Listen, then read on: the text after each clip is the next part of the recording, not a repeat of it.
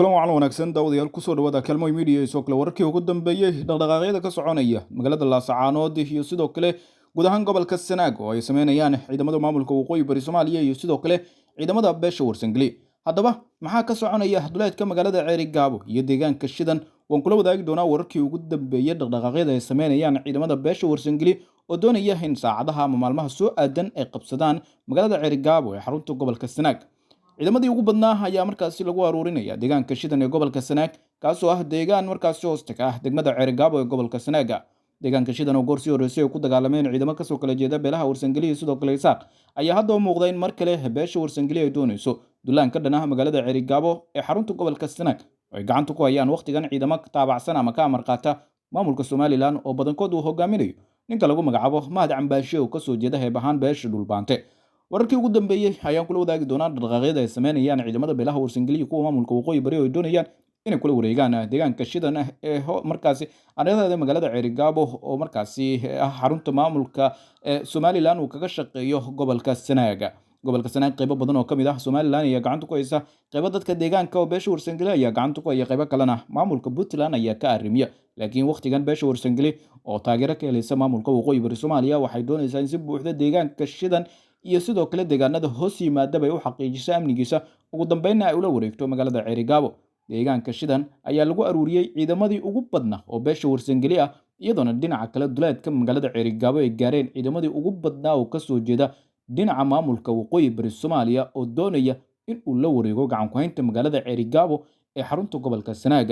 intaan ugu galin faafahinta wararkii ugu dambeeyay guud ahaan haddii tahay boqoshada ugu horeysay nagu soo bir calaamada subscribe kuna taa muuqaalka like sar aragtidaada qaybta faallada ee comment ku dhiiba sida aad u aragto dhaqdhaqaaqyada soconaya ee ciidamadaan markaasi ciidamada maamulka waqooyi bari Soomaaliya iyo sidoo kale ciidamada beesha Warsangeli. haddii aad horey noola joogtay waad ku mahadsan tahay mar kale haddii aad nagala joogina nagu soo bir oo calaamada subscribe-ka noo taabo muuqaalkana like share haddii aad markaasi doonayso inaad la socoto wararka iyo warbixinada guud ahaan Soomaalida sida gaar ah markaasi dhaqdhaqaaqyada ka soconaya waqtigan gobolka Sanaag oo ay wadaan beesha Warsangeli iyo maamulka waqooyi bari Soomaaliya oo dhinaca iyo maamulka Somaliland. hagaaga dhawaanahan waxaa si weyn gobolka Sanaag looga dareemayay dhaqdhaqaaqyo ciidan oo ay sameynayaan maamulka waqooyi bari Soomaaliya oo doonayo inuu kula wareego gacan ku haynta magaalada Ceerigaabo ee xarunta gobolka Sanaag oo waqtigan ay ka arrimiyaan ciidamo ka amar qaata maamulka Somaliland oo si buuxda gacanta ugu haya magaaladaasi. magaalada Ceerigaabo dhowr jeer oo kala duwan waxaa ka dhacay dilal qorsheysan iyo sidoo kale dhaqdhaqaaqyo ama dagaalo markaasi u dhaxeeya maamulka Somaliland ciidamada taabacsan iyo dadka deegaanka. waxaa si buuxda waqtigan magaalada Ceerigaabo ugu arrimiyo maamulka Somaliland waxaana dadka deegaanka ay markasta ku taamayaan in mar uun ay ka hoos baxaan gacanta maamulka Somaliland oo waqtigan ka arriminaya magaalada Ceerigaabo ee xarunta gobolka Sanaag. dhaqdhaqaaqyo kala duwan ayaa waqtigan waxay ka soconayaan duleedka magaalada Ceerigaabo waxaana wada ciidamada maamulka waqooyi bari Soomaaliya oo doonaya inay si buuxda ula wareegaan gacan ku haynta magaalada Ceerigaabo oo muddo dheer markaasi ku jirtay gacanta maamulka Somaliland. madaxda ugu sarreysa maamulka waqooyi bari Soomaaliya ayaa ololadoodii doorashada waxay ballan qaadeen in si buuxda gacanta ugu soo dhigi doonaan magaalada Ceerigaabo iyo guud ahaan gobolka Sanaag oo ay ka saari doonaan maamulka Somaliland sida ay markaasi hadalka u dhigeen.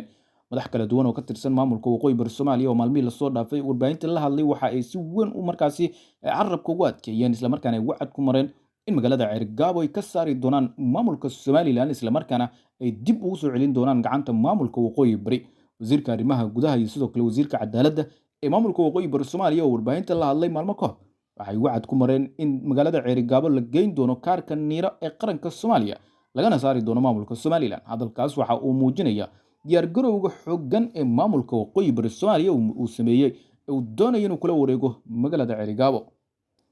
marka laga yimaado dhaqdhaqaaqyada ay sameynayaan ciidamada maamulka waqooyi bari Soomaaliya iyo sidoo kale madaxda maamulkaasi waxaa dhinaca kala soconaya dhaqdhaqaaqyo xooggan oo ay sameynayaan dadka deegaanka si gaar ah beesha Warsangeli oo iyadu markaasi degta deegaanada gobolka Sanaag ee ugu badan si gaar ah magaalada Ceerigaabo waxaana ciidamadii ugu badnaa lagu diyaariyay deegaanka Shidan oo hoos yimaada degmada Ceerigaabo ee gobolka Sanaag. deegaanka Shidan ayaana ah markaasi fariisimaha ugu weyn ee ciidamada beesha Warsangeli ay doonayaan inay kaga duulaan magaalada Ceerigaabo. deegaanka Shidan goor sii horeysay waxaa ku dagaalamay ciidamada dadka deegaanka iyo sidoo kale maleeshiyaad ka soo jeeda dhinaca Somaliland waxaana dhegta dhiiga loo diray maleeshiyaadkii ugu badnaa oo dagaalkaasi lagu dilay isla markaana maleeshiyaadkii dhinaca Somaliland ka soo duulay ayaa lagu jibiyay oo hub iyo sidoo kale maxaabiis looga qabtay dagaalkii deegaanka Shidan ka dhacay. maamulka waqooyi bari Soomaaliya waxa uu si weyn u taageeraya dhaqdhaqaaqyada beesha Warsangeli ee deegaanka Shidan ka soconay iyadoo ciidan iyo sidoo kale sanad military halkaasi u dirtay oo ay doonayso inay ku taageerto ciidamada markaasi madaniga ah ee deegaanka ee doonaya inay markaasi iska xoreeyaan heeriyada maamulka Somaliland ee muddada dheer ka arriminaya magaalada Cerigabo. Dhaqdhaqaaqa ka soconaya deegaanka shidan ee ay wadaan beesha warsangeli waxa uu u muuqdaa in uu markaasi ku dhow yahay inuu guuleysto waqtigan, maadaama beesha warsangeli ay ka go'an tahay in ay si buuxda markaasi deegaanadeeda uga saarto maamulka Somaliland. Suldaan Siciid oo ah suldaanka guud ee beesha warsangeli ayaa u muuqday inuu waqtigan uu gacmaha ku dhagan yahay dadkiisa, isla markaana uu ka hortaagan yahay in ay galaan dagaal dhab ah. Laakiin waxa ay dadku deegaanka u muuqdaan, isla markaana beesha warsangeli u muuqata mid ka niyad jabtay qorshaha iyo sidoo kale dadaalada nabadeed ee uu suldaanka waday, isla markaana Somaliland aysan daacad ka ahayn wadahadallada iyo dadaalada nabadeed, balse ay ka tahay khiyaano iyo sidoo kale dhagar.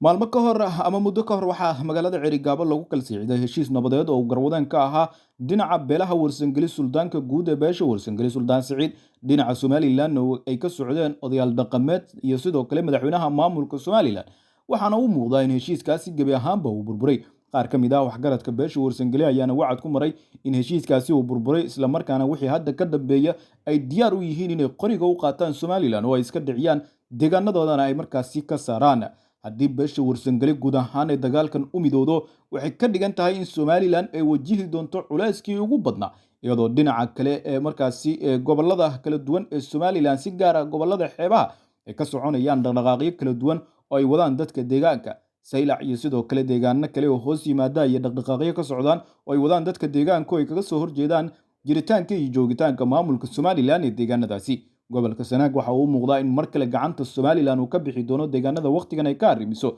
maamulka waqooyi bari Soomaaliya iyo sidoo kale beesha warsangeli ciidamadeeda madaniga oo iskaashanaya ayaana markaasi kaabiga ku haya, isla markaana ku hareeraysan magaalada Cerigabo. Waxa ayna jareen dhammaan wadooyinkii kala duwanaa ee magaaladaasi geli jiray ee sahayda iyo sidoo kale gargaarka kala duwan u geyn jiray ciidamada halkaasi ku sugan, walow arrinkaasi uu saameeyay dadka deegaanka oo culays badan markaasi ku dareemaya. Magaalada Cerigabo ayaa gudaheeda laga dareemaya dhaqdhaqaaqyada ciidan ee ay sameynayaan beelaha warsangeli iyo maamulka waqooyi bari Soomaaliya. Ilo kala duwan oo dadka deegaanka oo aynu la xiriirnayna waxay sheegeen in ay dareemayaan culayska dhaqdhaqaaqyada ay sameynayaan ciidamada deegaanka ee beesha warsangeli iyo sidoo kale kuwa maamulka waqooyi bari Soomaaliya. Gudaha magaalada Cerigabona maamulka Somaliland ayaa ku daabulaya ciidamadii ugu badnaa si uu magaaladaasi gacan ku haynteeda u difaacdo, laakiin dagaal midaysan oo kaga yimaada maamulka waqooyi bari Soomaaliya iyo beesha warsangeli waxay u muuqataa inaysan xamili karin ciidamada kala duwan ee maamulka Somaliland ee laga keenay gobolada kale ee deegaanada maamulkaasi uu ka arrimiyo,